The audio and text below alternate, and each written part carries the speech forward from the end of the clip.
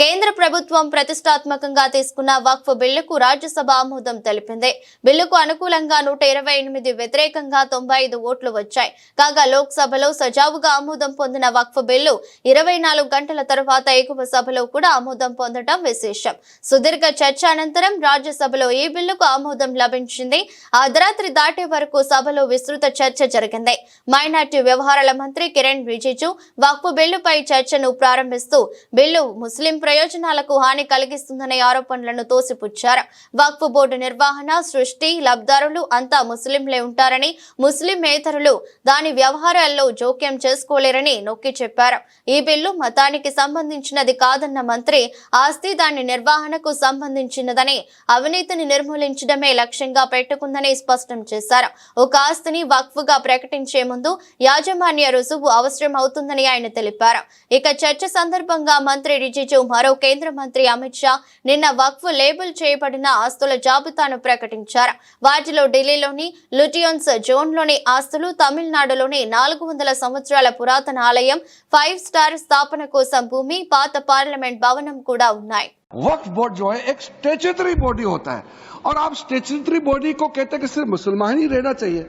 अगर उसमें सिर्फ मुसलमान ही होते हैं और वक्फ बोर्ड का जो अगर जमीन का विवाद एक हिंदू और एक मुस्लिम बोर्ड का बीच में अगर विवाद होता तो आप उसको कैसे ठीक करेंगे? क्योंकि विवाद तो सिर्फ मुसलमान आपस में सिर्फ नहीं होता है। वक्फ बोर्ड का जो विवाद होता है वो गैर मुसलमान के साथ भी होता है। तो आप चाहता है कि इसका निर्णय ट्राइब्यूनल और वक्फ बोर्ड में सिर्फ मुसलमान ही बैठे और हिंदू का साथ विवाद होगा, बाकी किसी धार्मिक ग्रुप के लोगों के साथ विवाद होगा, तो तय कैसे होगा?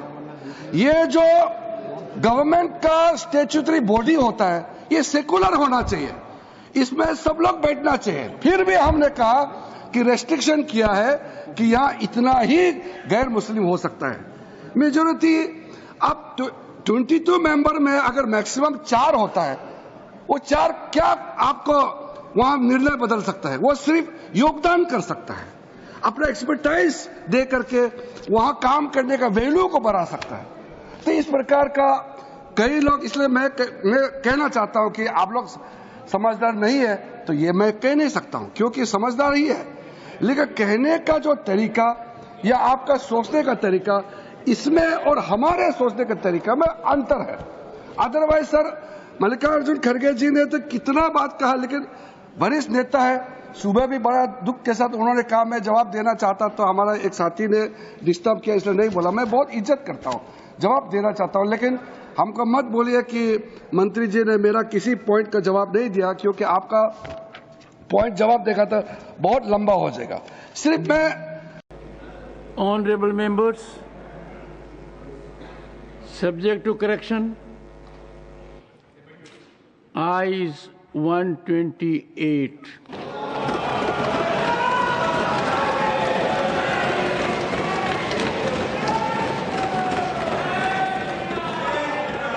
Noes 95.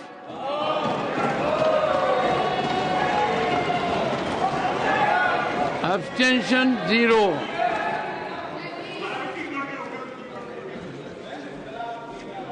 The bill is passed.